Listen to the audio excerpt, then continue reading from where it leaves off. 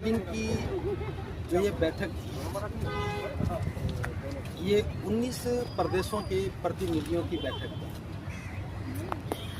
इस बैठक में 300 से ज़्यादा प्रतिनिधि आए हैं और मैं आपकी जानकारी के लिए बता दूं, ये भिन्न भिन्न संगठन के प्रतिनिधि थे। 80 से ज़्यादा संगठनों के प्रतिनिधियों ने इस बैठक में भाग लिया है। तो उन सबकी सहमति से सभी संगठन के प्रतिनिधियों की आम सहमति से एक कार्य योजना बनी है कि हम सब लोग मिलकर के एक संघ का निर्माण करें, जिसका नाम दिया है बुद्धिस्ट समन्वय संघ। इस संघ की जो सबसे खूबसूरती है वो ये है कि संघ में चारों संघ शामिल हैं। भिक्षु संघ, भिक्षुणी संघ, उपासक संघ और उपासिका संघ। चारों संघ मिलकर के बाबा साहब की बौद्ध में भारत की परिसंकल्पना के लिए काम कर रहे हैं। इस संघ का कोई अध्यक्ष नहीं है। भिक्षु संघ, भिक्षुणी संघ अपने धर्म और विनय के अनुसार काम करेगा। उपासक उपासिका संघ बनाए हुए नियमों के अनुसार काम करेगा। कोई भी निर्णय जब उपासक उपासिका संघ लेगा तो वो भिक्षु भिक्षुणी संघ की सहमति से होगा।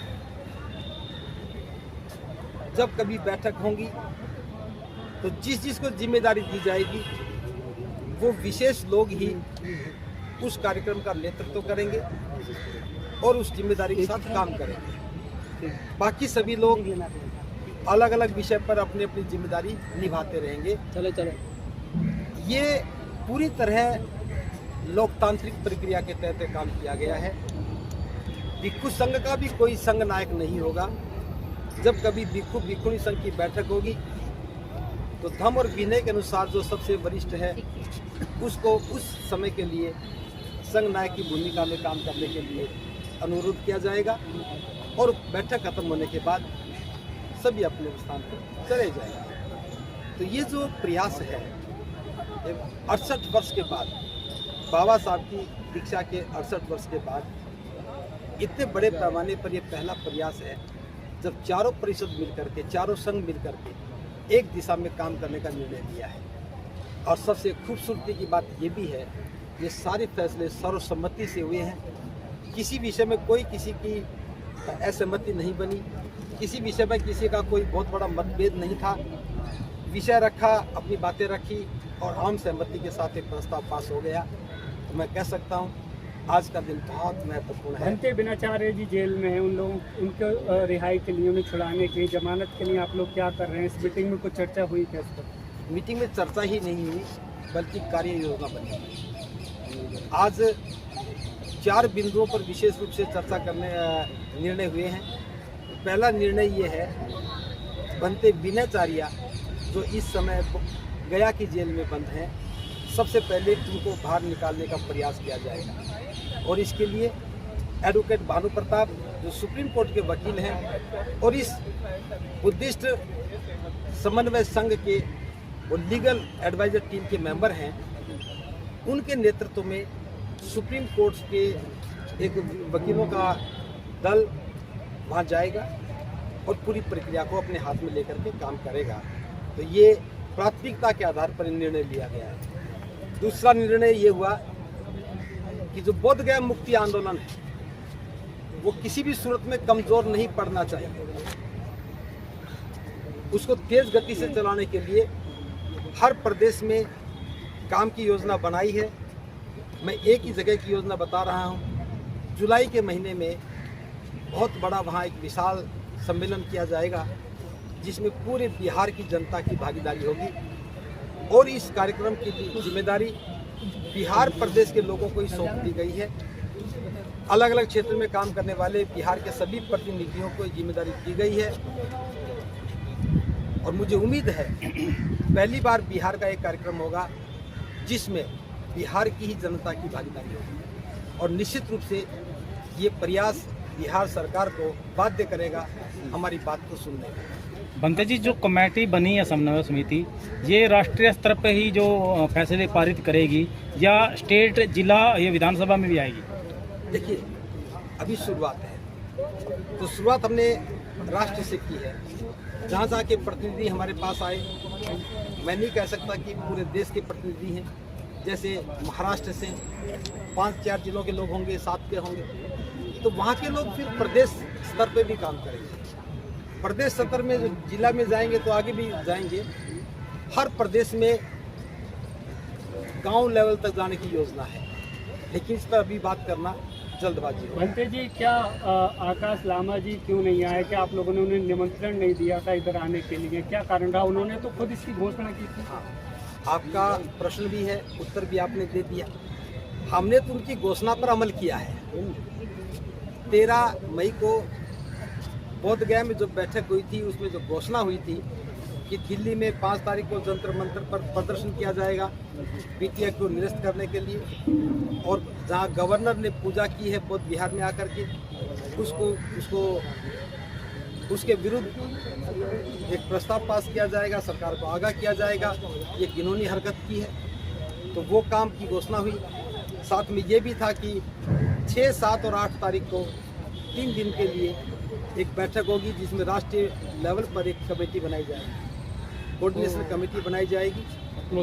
तो चूँकि उन्होंने घोषणा की थी, इस घोषणा में हम सबकी सहमति थी, तो सबकी सहमति थी, तो वो आए या ना आए इस बात से कोई फर्क नहीं पड़ता। सबकी सहमति से प्रस्ताव पास हुआ था, घोषणा भले उन्होंने की थी। अब वो नहीं आए, उसका जवाब तो वही देंगे। हमने अपना काम पूरा कर लिया, ये हमारा जवाब। तो सर, बोध गया में कब से आंदोलन शुरू होगा? ये आंदोलन सारा बोध गया के लिए ही है, जरूरी नहीं कि बोध गया में जाके किया जाए। हम पूरे देश को आंदोलित करने के लिए काम कर रहे हैं। पूरे देश की आवाज़ उठेगी तब सरकार दबाव में आएगी। बोध गया में 4 लोग बिठा करके हम आंदोलन को आंदोलन नहीं कर सकते। वो धरना है और ये आंदोलन है। और मैं बताना चाहता हूँ, आंदोलन चलते रहने का नाम है, और धरना बैठ जाना और बैठ करके उठ जाना, उठ करके फिर बैठ जाने का नाम है। बंटे जी, आज किस जगह धरना जो है शुरू किया जाए? देखिए, हम धरना शुरू करेंगे नहीं करेंगे ये बात नहीं है।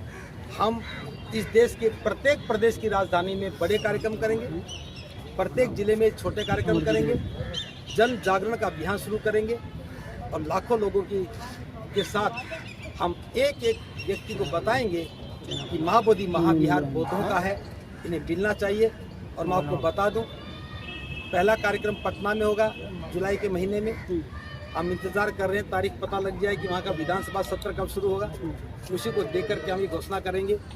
उसके साथ साथ नागपुर में एक बड़े कार्यक्रम की योजना है।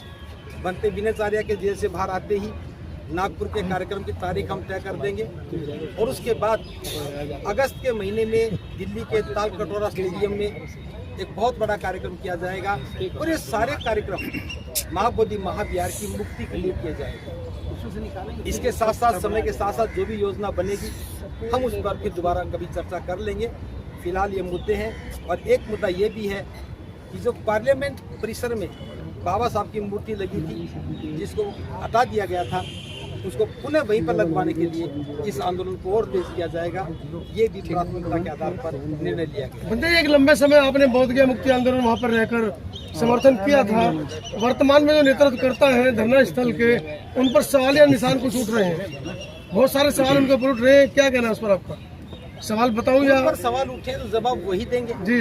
नहीं, आपका पर्सनल अनुभव क्या कह रहा है? आप वहाँ पर गए, क्या आकाश लामा की टीम किसी को अपने सामने आना देना चाहती थी? मेरा पर्सनल अनुभव है जी कि मैंने जिंदगी में पहला गलत कदम उठाया जी। एक व्यक्ति को जानता नहीं था और विश्वास करके वहाँ चला गया, और विश्वास की कीमत के रूप में मुझे बहुत कुछ गंवाना पड़ा। फिर भी मैं कहता हूँ, उनको धन्यवाद देता हूँ। अगर वो ऐसा ना करते तो हमें पूरे राष्ट्रीय लेवल पर सभी लोगों को इकट्ठा करके एक इतने बड़े संघ का निर्माण करने का अवसर नहीं मिलता। तो मैं तो उन्हीं को साधुवाद देता हूँ। जब ठोकर लगती है तो आदमी समझ जाता है। बंदे, क्या मंशा इस पूरे प्रकरण के पीछे उनकी बनते प्रज्ञाशील की आपको नजर आती है? देखिए, मैं फिर कहूँगा, उनका जिक्र क्यों कर रहे हो जी?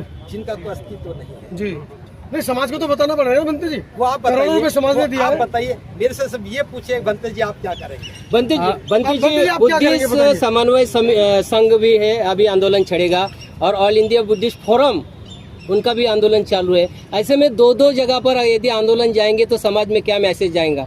गुटबाजी तो दिखेंगे ही। नहीं दिखेगी, वहाँ सिर्फ एक ही चीज दिखेगी, सिर्फ आंदोलन दिखेगा। वो तो अपने अस्तित्व का अंतिम प्रयास कर रहे हैं और हम कामना करते हैं कि उनका अस्तित्व बना रहे। और मैं तो महाकारुण्य से भी कामना करता हूँ, जो बहुत भिक्षु भ्रमित हो गए थे, जो बहुत भिक्षु भटक गए थे, तथागत उनको भी चेतना दे, उनको भी चेतना जागृत करे, ताकि वो जो गलत काम कर रहे थे उससे दूर हट जाएं और हम सब लोग उनको भी सम्मान के साथ देख सकें। बनते जी, एक आरोप लग रहा है कि आप में दो फाड़ इसलिए हुई कि कहीं ना कहीं चंदे का धंधा चल रहा था और आपके हिस्से में कुछ नहीं आया, इसलिए आप अलग हो गए। देखिए, पूछने दो, ठीक है। चंदा आप पूछिए, ठीक है, बोलिए बंटी जी बोलिए। देने वालों को पता वो किसको दे के आ रहे थे, और लेने वालों को पता कि ले रहे थे। खर्च करने वालों को पता है वो खर्च कर रहे थे। बनते राहुल ना देने वालों में थे, ना लेने वालों में, ना खर्च करने वालों में थे। हाँ, जाने से पहले हमने दिया, जाने के बाद भी दिया, और अपने जानकारों को भी कहा कि आप भी जमा करो।